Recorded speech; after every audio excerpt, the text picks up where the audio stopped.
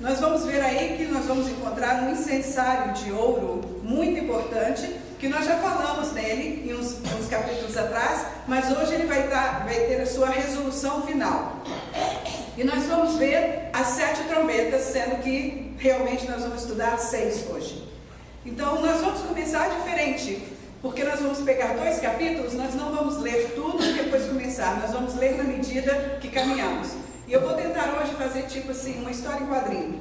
Nós vamos andar um pouco mais vendo as coisas e vendo os fatos que estão acontecendo. Nesses 2 capítulos tem muito pouca coisa para se interpretar, porque é ação, ação, ação, ação. Não tem nada que tem interpretação, é ver as coisas que vão acontecer. Mas tem algumas coisinhas que nós vamos pensar um pouquinho a respeito delas.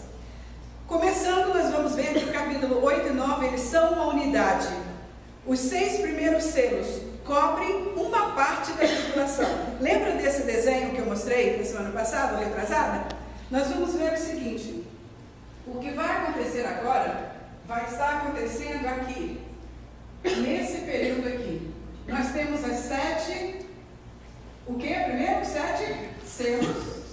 Nós temos as 7 trombetas, nós temos as 7 taças. Tudo acontece nesse período de 7 anos de tribulação, depois que a igreja já foi arrebatada, certo? A igreja foi arrebatada, começa tudo isso que nós estamos estudando. Lá em cima está acontecendo as bodas do Cordeiro, está acontecendo o julgamento do trono de Jesus, que não é um julgamento para condenação, mas para ganhar nossos galardões.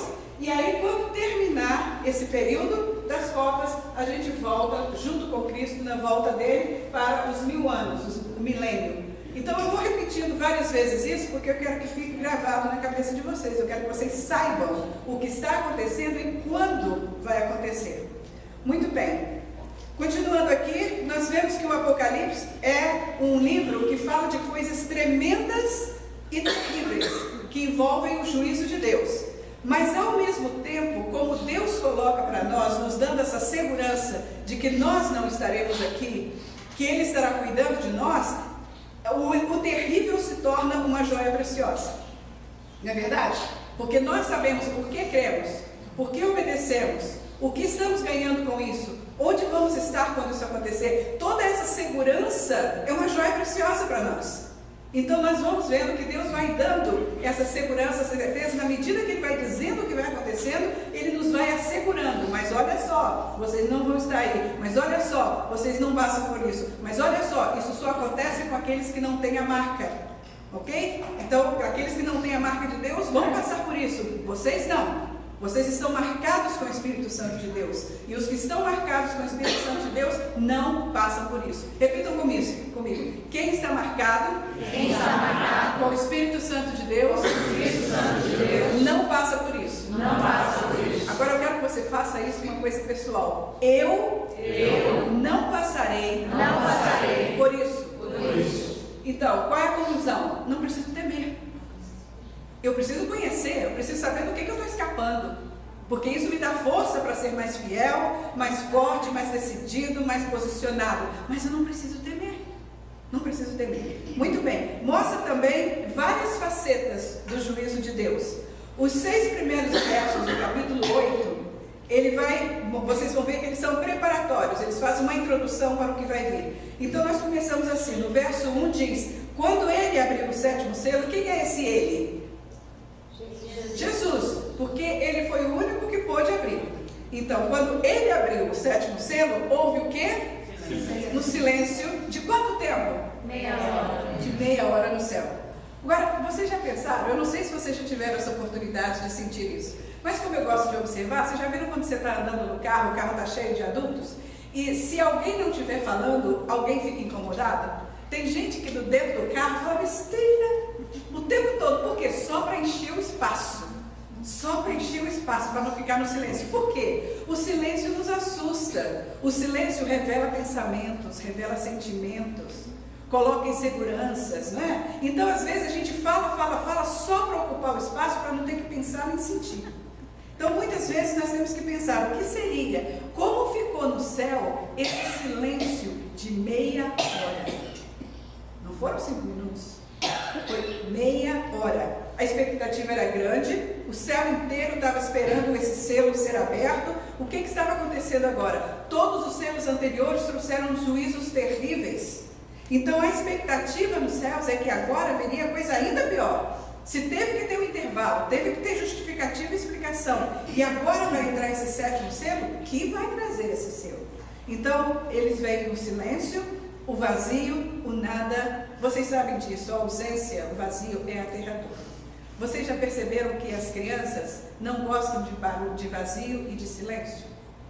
Quando você bota uma criança para dormir e apaga a luz, eles acham fantasmas, eles acham monstros, eles acham tudo embaixo da cama, dentro do guarda-roupa. Para quê? Para não ficar sozinhos. Não é verdade? Então até resolvem ter um relacionamento com o monstro e com o fantasma, né? Para poder, o fantasma vem na hora certa, conversa certas coisas e tudo, ocupar aquele espaço vazio. Nós não gostamos de vazio. Então isso aconteceu nos céus, meia hora de silêncio. Depois do silêncio, o que diz o verso 2? Eu vi 7 anjos que se puseram de pé diante do trono de Deus, e aqui, o que foi dado a eles? 7 trombetas. 7 trombetas. Então agora está preparando o cenário para aquilo que vai acontecer. Na tradução judaica, a trombeta era usada para diversas coisas. Por exemplo, chamar os soldados para a batalha, era tocada a trombeta. Chamar os adoradores para o templo. Normalmente, quando o templo estava na hora de começar, iam para as escadas os tocadores de trombetas, e tocavam a trombeta, e o povo sabia que era hora de chegar. Daí veio a tradição do carrilhão da igreja, né? Que a igreja tocava o carrilhão antigamente, e os fiéis ao redor sabiam que estava na hora de começar o culto. Então nós vemos também que era para convocar o povo para os festivais, para as festas especiais. Era um instrumento muito importante na vida do povo de Israel. Mas agora a trombeta vem soar para determinar que vai anunciando o início do juízo de Deus sobre a terra. Então agora é algo grande, algo espetacular. Nós vamos ver no verso 3, que aparece nesse momento, os anjos já estão com as suas trombetas para tocar, mas aparece um outro anjo que trazia um incensário de ouro. E ele se aproxima e se coloca perto do altar. E o que vai acontecer? É dado a ele muito incenso. Para quê? Para oferecer para as orações. Lembra que nós vimos em capítulos anteriores que as nossas orações não respondidas são colecionadas diante do trono de Deus? Que no momento exato elas serão respondidas. Algumas tiveram condição de ser respondidas já. Outras estão esperando a hora certa para serem respondidas. E muitas das orações vão ser respondidas nesse momento. Ele recebe muito incenso para poder misturar com as orações dos santos e oferecê-las diante do altar de ouro. Então diz ali, da mão do anjo subiu diante de Deus a fumaça do incenso. Ele estava segurando o incensário, foi posto o incenso, começou a queimar, e essa fumaça começou a subir diante do trono de Deus, que era a fumaça com incenso da oração dos anjos, dos santos.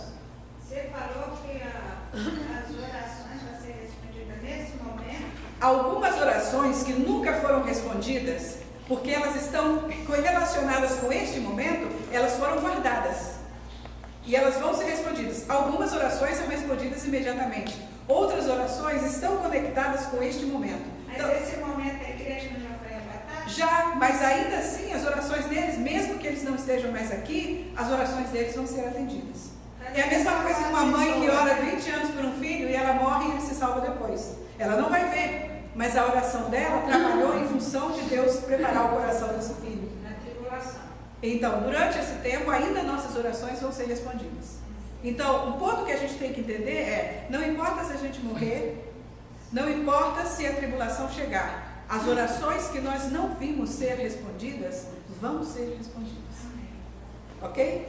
Todas elas vão ser respondidas. Não vai ficar nenhuma oração sem resposta. Esses 7 anos que nós estamos falando, de que tipo de calendário? Nosso calendário? Do nosso calendário. Porque na realidade, dentro da linguagem bíblica, é uma semana. Ela se refere a uma semana. A última semana de Daniel, da profecia de Daniel. Já foram cumpridas 69 semanas. Falta a última. E a última vai ser isso. E essa semana, em vez de ter 7 dias, tem 7 anos. Okay. É uma semana de 7 anos. Entendeu? Então vai ser 3 anos e meio, o anticristo se fazendo de bonzinho, fazendo tratados de paz, dizendo que está ajudando todo mundo, enganando, manipulando. E os outros 3 anos e meio ele tira a máscara e diz: agora chegou a hora do verdadeiro. E ele vai botar para quebrar. E nesse tempo, se agora está ruim, se os 3 anos e meio com as selos vão ficar ruim, imagina o que será com as taças. Quando ele tirar a máscara e começar realmente a deixar tudo rolar. Aí vai ser muito feio, certo? Tem alguma indicação dessa meia hora de silêncio que vai haver no céu? Porque a Bíblia fala que o nosso tempo é diferente do tempo de Deus, né? Anos, 1000 anos é diferente. Né? Mas não, no caso, como Deus está revelando para nós, Ele está revelando no nosso tempo, não no tempo dele. Então Ele está dizendo algo que nós podemos compreender. Entendeu? Ele está falando dentro da nossa linguagem. Então meia hora mesmo. Ok? Continuando, nós vamos ver que as orações dos santos chegam finalmente à presença de Deus depois de ter esperado tanto tempo. Elas foram guardadas para o momento exato, agora elas são apresentadas diante do trono e no verso 5 acontece algo interessante. Olha só, o anjo pegou um incensário, encheu de fogo, ele já estava queimando com as orações. Ele enche agora o incensário de fogo e o lança sobre a terra. Qual é a função disso? Olha essa fotografia, está vendo lá o incensário sendo derramado? Dá para vocês perceberem? O incensário está sendo derramado e com ele vem o quê? Trovões, vozes, relâmpagos e terremoto. Então é o simbolismo da ira de Deus. Ele joga as nossas orações queimando assim, em cima da terra, e agora a terra vai pagar por todas aquelas coisas que nós tivemos que orar por elas. Aquelas respostas vão chegar, aquelas situações vão ser resolvidas, vão encontrar resolução. As orações agora encontram respostas e com elas vem o juízo de Deus sobre a terra. Vocês sabem, muitas vezes nós falamos: Senhor, isso não é justo. Senhor, isso tinha que ter pago, a pessoa tinha que pagar isso, aquela situação tinha que ser resolucionada. Senhor, até quando? Quando vai vir a justiça? Quando vai acontecer? E Ele diz para nós: espera, vai vir, não esquenta. Se você chegar a ver, muito bem. Se você não chegar a ver, morre confiante que a resposta vai ser dada. A resposta vai ser dada, sempre dá. Então, com essas orações vão ser respondidas. O juízo das trombetas, então, antecedem a vinda de Cristo.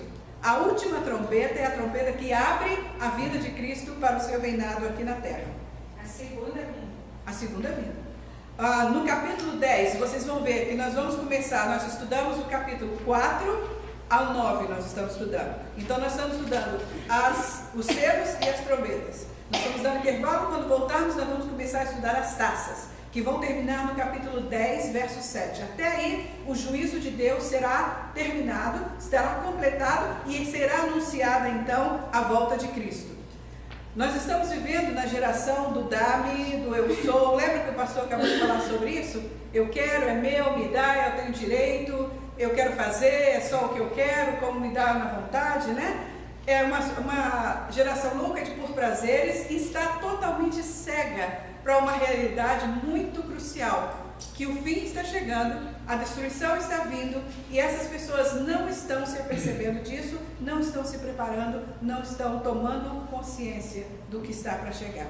Então o fim rápido se aproxima, a destruição vem e eles não podem ver.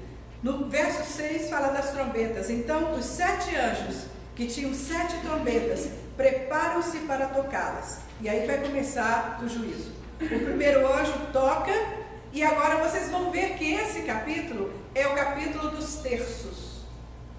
Ok? Sempre que você quiser lembrar o que acontece nesse capítulo, o que acontece nas trombetas, as trombetas todas estão ligadas com um terço. Então, 1/3 da terra foi queimado. Depois ela diz que 1/3 das árvores foram destruídas e todas as relvas, toda a relva verde foi queimada. Agora pensa nisso. Quando isso acontecer, por que eu coloquei essa figura com dinheiro, com coisa assim? Porque o sistema monetário vai para baixo. Nessa época, acabou o controle financeiro. Se a terra, 1/3 da terra foi queimado, se 1/3 das árvores foram queimadas e toda a grama, toda a relva foi queimada, muita coisa vai acontecer com a terra. Não tem como manter muita alimentação, a comunicação, muita coisa vai acontecer que não vai ser queimada, se a vegetação vai ser queimada, se a floresta vai ser queimada. Nós vamos ter muita coisa acontecendo em função disso. Não tem como manter uma economia desse jeito. Então, esse é o problema. Muitas pessoas estão se afiançando, segurando na segurança financeira, nos bancos, no dinheiro, na posição. E isso, quem vive para trás, correndo atrás disso, vai ficar de mãos vazias. Porque isso vai ser a primeira coisa que vai ser queimada. A nossa segurança vai ser a primeira coisa que vai correr. Nós vamos ver, seguindo, vem a segunda trombeta, o segundo anjo. Tocou a sua trombeta e algo como, eu quis destacar esse algo como, ele não está dizendo que foi um monte que veio do céu. Algo grande, como um monte, veio em chamas e foi lançado no mar. O que acontece quando esse algo grande, pode ser um planeta, um meteoro, alguma coisa bem grande, como uma montanha para nós, foi lançado no mar? O que acontece? 1/3, eu disse para vocês que é o capítulo 3, né? 1/3 do mar se transformou em sangue. O que acontece quando se transforma o mar em sangue? Vai ter mais peixe. Os peixes dessa parte vão morrer. 1/3 das criaturas do mar foi destruído, porque estavam nesse terço que virou sangue. E 1/3 das embarcações vão ser destruídas, porque quando virar sangue não vai ter mais água para manter o equilíbrio, e os navios vão afundar. Ok? Então tudo que tiver naquele lugar vai para o fundo, vai acabar. Então essa é a segunda trombeta. Alguém falou? Porque a água se transformou em sangue? Porque a água se transformou em sangue, acabou a estabilidade. O que boiava na água não boia no sangue. Ok? Então, Não tem mais cruzeiro. não, aproveita agora. Aproveita para fazer cruzeiro enquanto se pode. Porque daqui a pouco vai cruzeiro, né? Então essa foi a segunda trombeta, algo grande. A primeira foi 1/3 da terra, né, 1/3 das árvores, a terra, as árvores e a grama. Na segunda foi água do mar, 1/3 da água do mar, os animais e os navios. E nós vamos ver que o terceiro anjo toca a sua trombeta. E nós vamos ver outra vez 1/3. Vai cair do céu uma estrela muito grande, vai vir e cair sobre o quê? Sobre os rios e as fontes de água. Agora estamos falando de água doce, água bebível, tá? Então vai cair sobre fontes. E essa estrela é chamada absinto. Vocês sabem o que é absinto? Absinto é uma erva muito amarga, que é utilizada para fazer remédio e tudo mais, mas ela, numa quantidade grande, ela faz você adoecer. E essa estrela vai cair, essa estrela absinto, que tem essa propriedade, vai cair no rio e nas fontes. Então a água que você vai beber vai estar amarga e vai te fazer adoecer. Vai amassar. Ok? Claro. Vai matar também. Tornou-se amarga 1/3 das águas e muitos morreram pela ação das águas que se tornaram amargas. Esse é o versículo 10. Então está falando da terceira trombeta, o terceiro anjo tocou a trombeta. Eu queria que vocês pudessem ter ideia do que vai significar essa estrela caindo do céu. Nós vemos que, por exemplo, numa revista Times, a projeção dos cientistas dizem que um asteroide que tem 1 milha, se ele cair no Oceano Atlântico, a 2.000 milhas da costa distante, o impacto dele vai ser como 5 milhões de megatons. Vamos ver o que é isso para a gente que não é científico, que não entende nada disso, como eu. Moveria 1.000 cúbicos de água e formaria um abismo de 15 milhas através do oceano. Ok? Um abismo de 15 milhas. Ondas de 100 pés de altura. 100 pés de altura. Você está pensando tsunami é coisa grande? Vamos ver essa aí quando vier. E terremotos 100 vezes piores de todos os que já foram conhecidos. 100 vezes piores.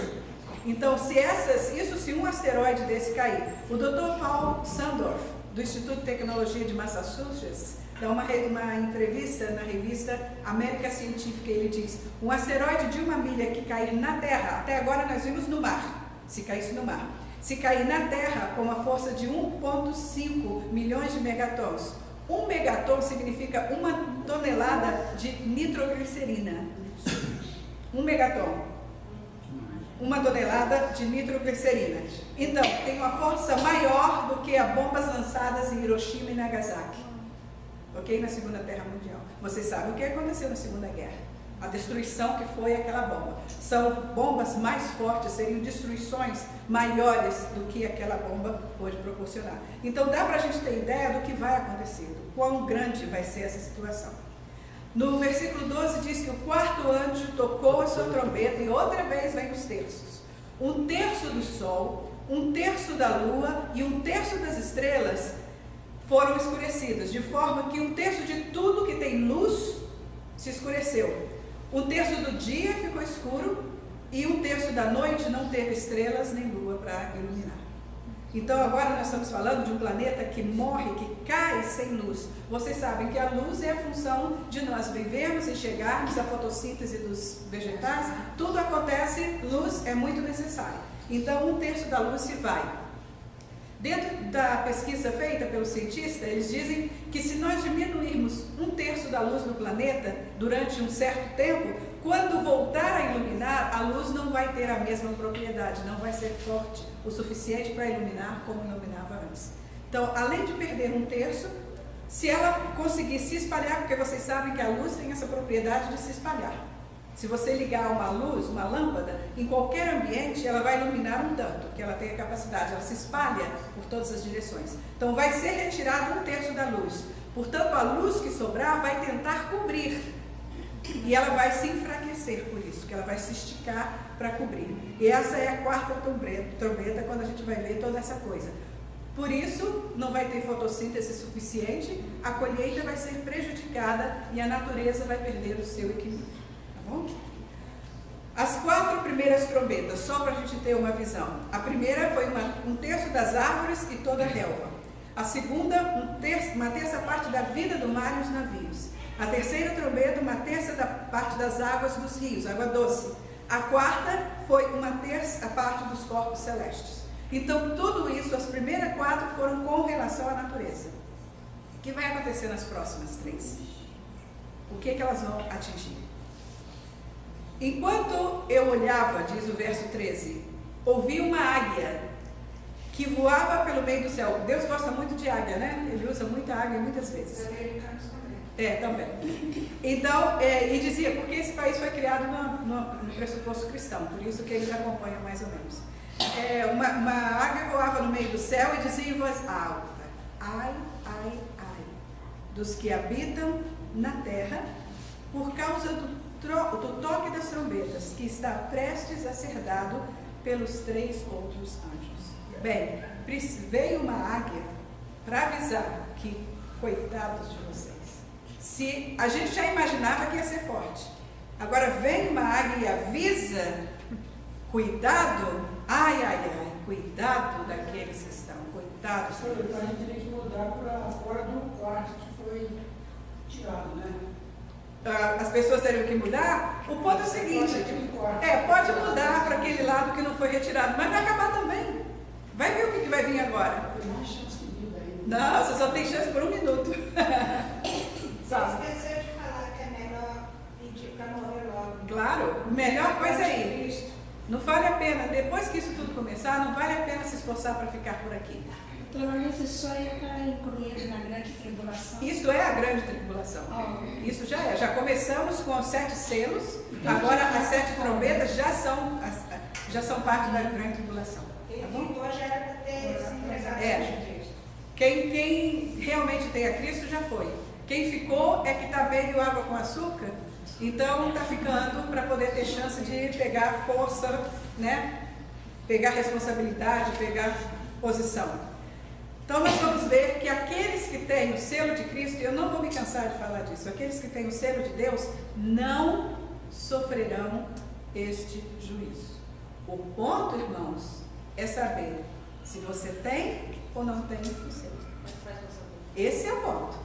O ponto não é ficar com medo de Apocalipse. O ponto é saber, eu tenho ou não tenho o selo de Deus. Porque esses que tiverem não vão sofrer isso.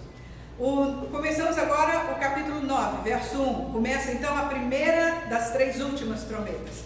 O 5º anjo tocou sua trombeta e vi uma estrela que havia caído do céu sobre a terra. A estrela, olha bem essa colocação. A estrela foi dado a chave do poço do abismo. Que estranho, né? uma estrela receber a chave do poço do abismo. Quando ela abriu o abismo, subiu fumaça como de uma gigantesca fornalha, o sol e o céu escureceram com a fumaça que saía do abismo. Como que a gente vai entender isso? Primeiramente, a gente tem que saber que a estrela é uma pessoa.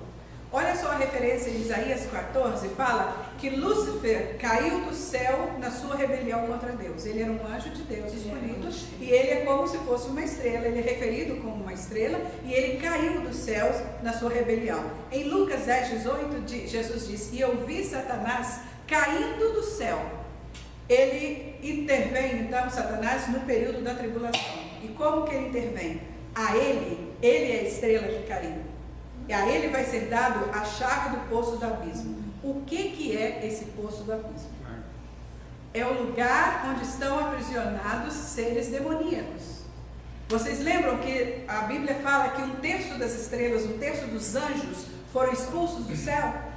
Alguns deles foram fazer parte do exército de Satanás, mas tinha alguns que eram muito terríveis. E esses foram colocados no abismo, foram presos no abismo. Eles estiveram presos, estão presos até que começa essa parte da tribulação. Então, o que aconteceu? Nesse momento, a chave do abismo é dada a Satanás e Deus diz: pode ir lá estocá-los. Deixa a coisa livre. Então, todo o inferno estará solto, sem controle, livres no mundo inteiro, sem restrições. Não vai haver nada que impeça a ação deles sobre a terra. Eles vão fazer o que quiserem. E é importante a gente entender que a fumaça negra que saiu do abismo e que cobriu o sol são terrores demoníacos. E o verso fala o seguinte: da fumaça saíram gafanhotos. Se vocês lerem, vocês vão ver, não tem muito o que interpretar, está dito. Da fumaça saíram gafanhotos que vieram sobre a terra, e lhes foi dado poder como dos escorpiões da terra.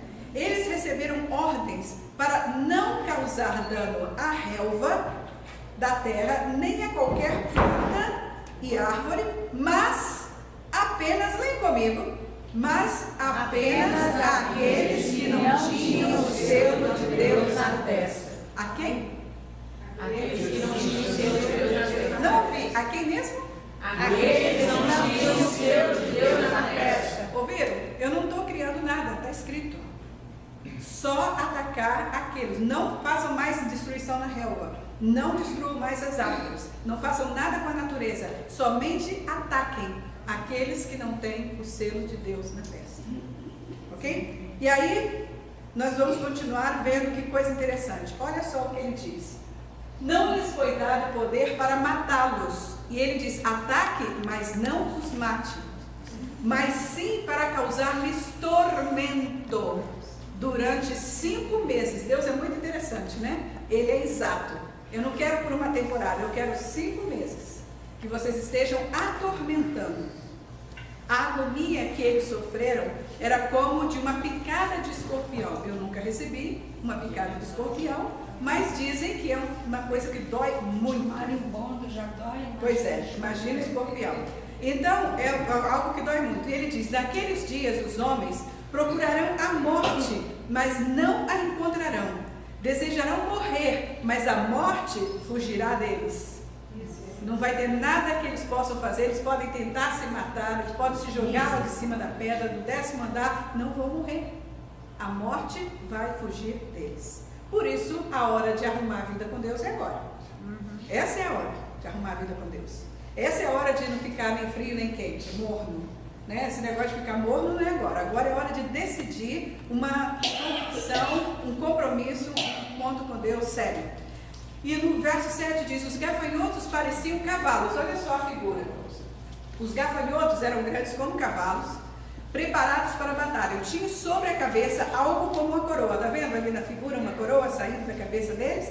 E o rosto deles parecia um rosto humano. Tinha cabelo como cabelo de mulher. Os cabelos dele é como de mulher, e os dentes como de leão.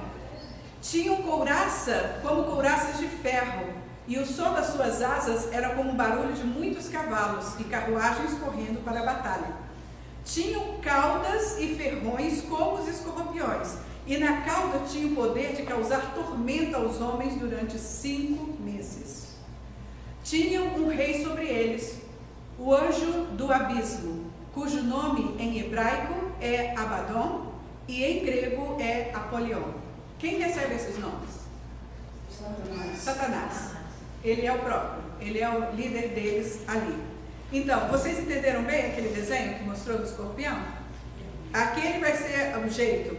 Na 6ª trombeta, o primeiro ai passou, 2 outros ais ainda virão. Agora o 6º anjo toca a sua trombeta. E o que acontece? Ouviu uma voz que vinha das pontas do altar de ouro que está diante de Deus. E ela disse ao 6º anjo que tinha a trombeta: solte os 4 anjos que estão amarrados junto ao grande rio Eufrates. Vocês não têm ideia do que eu estou dizendo. Aqueles anjos que eram maus, que estavam no abismo, é café pequeno para esses 4. Nossa. Aqueles anjos que estavam no abismo, que estavam presos, porque eles eram maus demais e Deus queria ter controle deles, e ele solto, ele não teria controle, ele controlou presos, para que ele pudesse agir no mundo como ele está agindo. Proteger a gente, cuidar, porque com eles ali seria uma devastação. Agora imagina 4 especiais que ficaram presos, acorrentados, além de presos, acorrentados, e que ele diz agora, pode ir lá agora e soltar os 4 poderosos. Agora é a hora deles.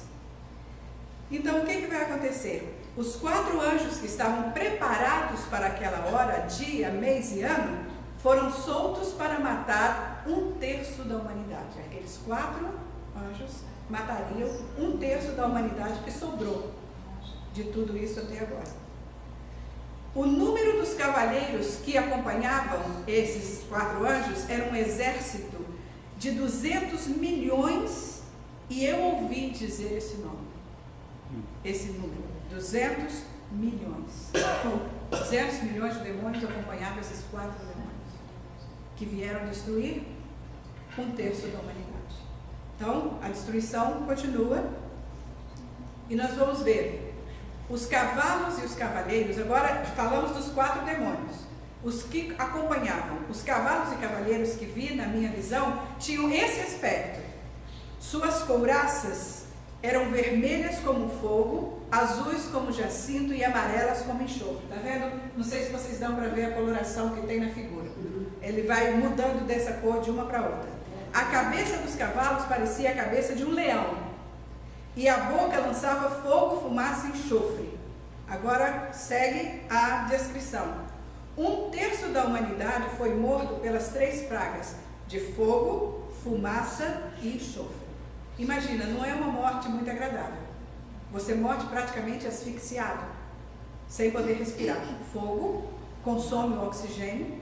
Fumaça, você sabe quem está em incêndio que tem que se proteger da fumaça, porque você fica, né? E enxofre. Então, essas foram as pragas que eles lançaram para matar esse grupo todo. E o poder dos cavalos estava na boca e na cauda, pois suas caudas eram como cobras. Está vendo a cauda dele?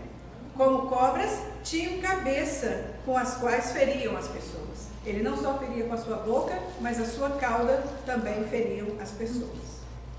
E aqui eu chego ao final. O restante, o verso 20, o restante da humanidade não morreu por causa das pragas. Nem assim, o que aconteceu? Se arrependeu. Nem assim se arrependeram. Eles viram tudo isso, eles viram 7 selos, eles viram as 7 trombetas, e o coração deles estava tão endurecido, e esse é o ponto desse século. As pessoas fazem tantas perguntas, duvidam tanto, se posicionam. Aquilo que a gente aprendeu desde pequeno, pelo menos eu aprendi assim: se alguém tem autoridade sobre você, você respeita, seja boa autoridade ou má autoridade. Se alguém tem autoridade sobre você, você obedece, a não ser que seja algo moral, religioso, espiritual ou ético. Se não for isso, foi porque eu não quero, não gosto, não é meu desejo, me incomoda, isso não é motivo para desobedecer a uma autoridade. Então você obedece à autoridade. E você respeita um temor respeitoso à autoridade. Eu aprendi assim crescendo. Mas o ponto hoje, eles viram tudo aquilo e não respeitaram a Deus. Não entenderam que Deus tem autoridade total. Que se eles quisessem ter alguma segurança, eles tinham que segurar de unhas e dentes em Deus. Não é em outra coisa, não é em amigos, não é em sociedade, não é em dinheiro, não é em nada. É em Deus. A nossa segurança única que não vai ser abalada é a segurança em Deus. O resto, tudo vai acabar. Então, o ponto que eles estão dizendo, nem assim se arrependeu das obras de suas mãos. Eles não pararam de adorar demônios. E agora nós estamos comentando esses dias que nas escolas estão vindo, tanto no Brasil como aqui, esse novo Charles, não sei o que lá, né? Que as crianças estão aprendendo na escola, que estão ensinando, muitas crianças estão adoecendo, estão fazendo loucuras por causa de chamar esse tal demônio, de invocar esse demônio que está sendo ensinado nas escolas no Brasil e aqui. Então, já muitos pais tiveram problemas com isso. E isso vai continuar, porque as pessoas gostam de brincar com fogo. As pessoas acham que vão brincar com fogo e não vão sair queimadas. Então, o que ele está dizendo aqui? Vão continuar adorando demônios e ídolos de ouro, prata, bronze e pedra. Então, a idolatria vai ficar maior ainda. Parece que quando o homem se sente inseguro, ele se agarra em qualquer coisa que ele possa tocar, né? E ele sabe que Deus é a resposta, mas ele quer algo. Pedra, madeira, ídolos que não podem ver, nem ouvir, nem andar. Eles vão ficar presos na adoração a ídolos. Eles são completamente cegos e enganados. E vão continuar. O triste é isso, que eles vão ver o que vai estar acontecendo e vão continuar. E o versículo final diz: também não se arrependeram dos seus assassinatos, ok? Das suas feitiçarias, e aqui feitiçarias nós sabemos que tem dois sentidos. Tem a feitiçaria de fazer feitiço de coisas satânicas, e tem feitiçaria que a Bíblia entende como rebeldia. Todo tipo de rebeldia é tido para Deus como feitiçaria. Tá? Então vai estar misturado adoração a Satanás e rebeldia contra Deus. Então feitiçaria, de sua imoralidade sexual, é o que nós estamos vendo demais agora. Você vê pessoas que conhecem a palavra, que dizem assim: não, desde que eu adulterei, eu estou tendo um relacionamento muito melhor com Deus. Deus que abandonei a minha família, deixei eles passar dificuldade, necessidade, deixei os meus filhos sem pai ou sem mãe. Olha, meu relacionamento com Deus melhorou muito. Qual é a lógica? Se Deus não permite o divórcio, o adultério, se isso tem nos 10 mandamentos como algo inaceitável por Deus, como que isso vai fazer um relacionamento ser melhor com Deus? Você tem que olhar para essas pessoas e entender: está cego. Está cego. Lembra que nós falamos, quando nós estudamos sobre a graça, como nós somos salvos por graça e não por obras? Eu tenho escutado muitas pessoas dizendo assim: eu sei que Deus não gosta disso, eu sei que a Bíblia fala contra isso, mas eu estou apostando na graça de Deus. Eu vou fazer, é errado, Deus não quer, não tenho permissão de Deus para fazer, mas vou fazer. E eu não tenho escutado isso uma vez, não. Tenho escutado muitas e muitas vezes.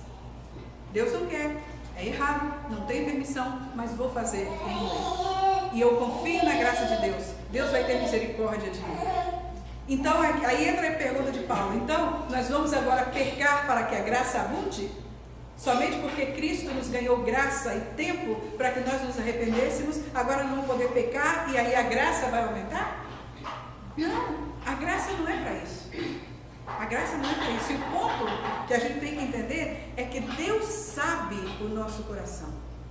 Se nós estamos fazendo com segundas intenções, nós vamos ganhar nada. Porque Deus sabe a intenção do nosso coração. Eu não sei a intenção do coração de vocês, vocês não sabem a intenção do meu coração, mas Deus sabe. E aquilo que eu fizer com más intenções, eu não vou ganhar nada disso, eu não vou ser perdoado. Não tem jeito, eu fiz porque eu quis fazer. E eu vou arcar com as consequências dela. Você ia perguntar? Não, e a questão também que a gente ouve muitas pregações em cima: uma vez, se você aceitou Jesus uma vez, salvo para sempre. Então você pode viver a sua vida, não ter compromisso, que quando a trombeta tocar você vai subir. Tem um lado certo e um lado errado nisso aí. Porque o sacrifício de Jesus foi feito uma vez para sempre. Se você foi salvo, Se você foi salvo, não é dizer que todo mundo que levanta a mão, todo mundo que é batizado, todo mundo que pertence à igreja, todo mundo que faz oração bonita, todo mundo que fala versos decorados da Bíblia, todo mundo que é líder de igreja, não quer dizer que todos são salvos. Se você aceitou a Cristo como Salvador e Senhor, você não vai conseguir cometer erros e ficar satisfeito. Porque o Espírito de Deus que está em você te perturba. É a sua segunda consciência. Então, a pessoa que consegue aceitar a Cristo, vir na igreja, fazer tudo isso, saber a Bíblia e tudo mais, e pecar, e ter um estilo de vida de pecado, ela não foi salva. Portanto, ela não tem nem salvação para perder. Está entendendo? Ela está lá fazendo os movimentos, mas na realidade ela não é. Por isso que eu não me canso de dizer, olha o seu coração. Não toma por sentado porque você levantou a mão, foi batizado, está na igreja, que você é salvo. Paulo fala isso, ele disse, todo tempo ele estava checando a salvação dele, trabalhando na salvação dele. E o que ele está dizendo? Eu estava trabalhando porque eu queria ganhar a salvação com obras? Não, porque ele estava checando para ver se realmente ele dava frutos de salvação. Se ele realmente estava salvo, porque ele não queria, levando o evangelho para tantos, que ele saísse reprovado. Ele levando tantos ao pé de Deus, que no final das contas, ele não fosse salvo. Então ele estava sempre de olho, sempre checando as atitudes dele, sempre checando o que ele fazia, o que ele dizia, o que ele ensinava, porque ele podia estar enganado. Então isso é o que nós temos que fazer, porque muitas vezes o sacrifício de Jesus não vai ser repetido. Uma vez ele morreu por nossos pecados, morreu por nossos pecados. Não precisamos de nada mais que complete. Nós também temos esse erro de adicionar coisas ao sacrifício de Cristo. Eu tenho que fazer isso ou aquilo outro para poder receber isso, aquilo outro. O sacrifício de Cristo é único, verdadeiro, não necessita nada mais ser adicionado.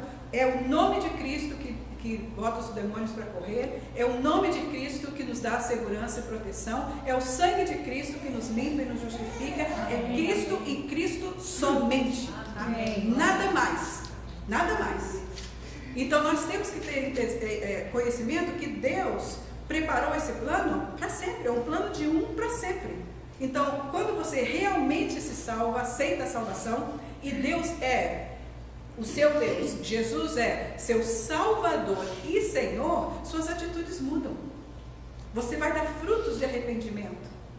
Você não vai conseguir ficar, Maria vai com as outras, morno, encostado.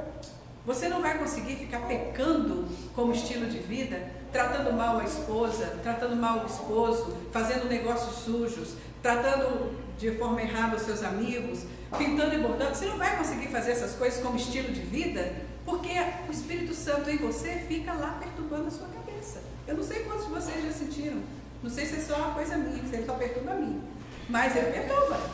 Ele perturba. Faça você uma coisinha fora, escorregadinha, ele perturba bem. Então, a gente tem que saber se você tem essa conexão com Deus ou não. Porque se você não tiver, você ainda não aceitou a Cristo. E não tem outro caminho. Jesus disse, eu sou o caminho, a verdade e a vida, e ninguém vem ao Pai senão por mim. Não tem nenhum caminho adicional, não tem nada que a gente possa fazer que vai convencer Deus da nossa justiça ou da nossa justificação, que não seja através do sangue de Deus. Então ele tem que ser nosso Salvador e tem que ser nosso Senhor. Isso quer dizer, eu sou escravo. E escravo faz o que é ordenado. Escravo não escolhe, escravo não questiona, escravo não critica, escravo obedece. É isso que a gente tem que fazer. E eu comecei a falar tudo isso para dizer isso. Eu aprendi assim. Seus pais falaram, você obedece. O professor falou, você obedece. A autoridade falou, você obedece. E se alguém tiver que pagar por isso, vão ser as autoridades. Até que você se torne autoridade. Aí você tem que ter cuidado do que você fala. Porque o que você falar, as pessoas têm que obedecer. E você vai responder pela sua autoridade. Então nós temos que entender, nós somos pessoas debaixo de autoridade. E nós temos pessoas debaixo da nossa autoridade. E da mesma forma como nós queremos ser respeitados como autoridade, nós precisamos respeitar a autoridade. Quem não sabe respeitar a autoridade não tem direito de ser respeitado. Então nós temos que cuidar muito dessa dinâmica de vida onde a gente vive. Então ele fala aqui, eles continuaram nas suas imoralidades sexuais e nos seus roubos. Então tudo aquilo que Deus não gosta, eles continuaram fazendo. Então nós temos que ver, esse é um capítulo que termina de um jeito estranho, né? Ele termina assim, no ar. E aí ficou. Mas o ponto que nós podemos trazer para nós é, isso vai acontecer com aqueles que não têm a marca de Deus, não têm o Espírito Santo de Deus neles.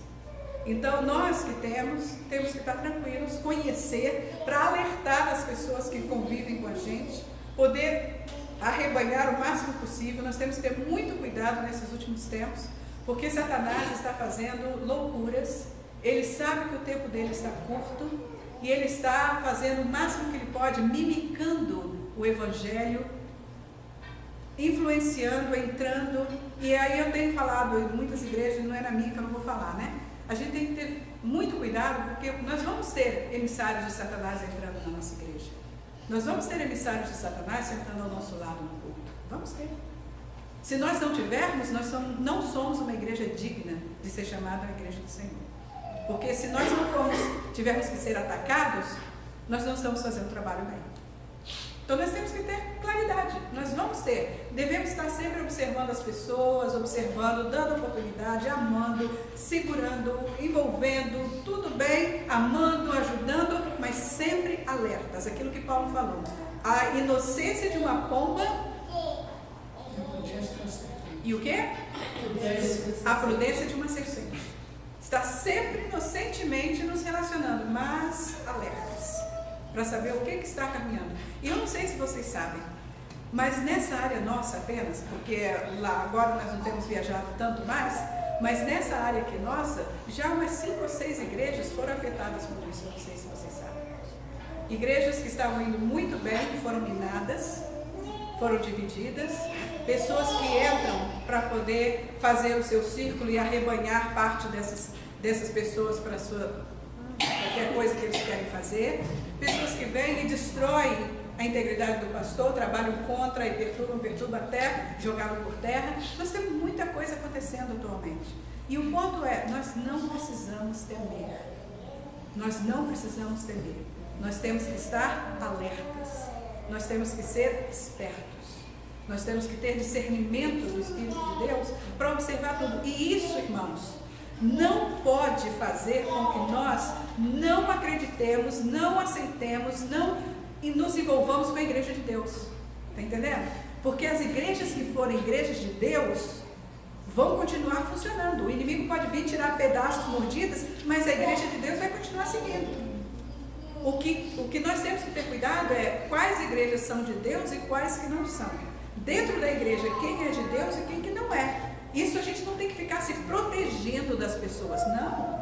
A gente tem que aceitar de coração aberto, amar aquilo que eu sempre falo quando eu dou aula de aconselhamento. Nós, como seres humanos feitos por Deus, temos a melhor vantagem do mundo. Nós podemos ser machucados quantas vezes precisar, nós podemos ser quebrados em pedacinho, amassados, e a gente levanta de novo. Porque nós temos um Deus que, além de Criador, é o melhor restaurador que tem. Então nós não precisamos ter medo de ser feridos, não precisamos ter medo de ser machucados, de ser enganados, de sermos traídos. Qual é o problema? É o mundo. No mundo tereis aflições, isso faz parte das aflições. Se a gente não quer ter aflição, é igual quando eu falo para os médicos, quando ele diz que eu não posso ter estresse. Se eu não puder ter estresse, é melhor pegar minhas malas e ir para o céu. Quanto que eu vou viver aqui na terra e não ter estresse?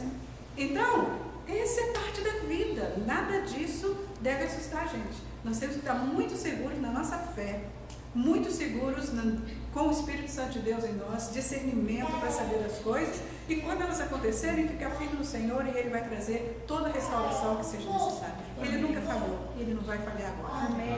Isso não é o mesmo, meus irmãos, certo? Então esse é o ponto. Não falei mais do que eu pensei em falar hoje. Veio. Ok, pergunta.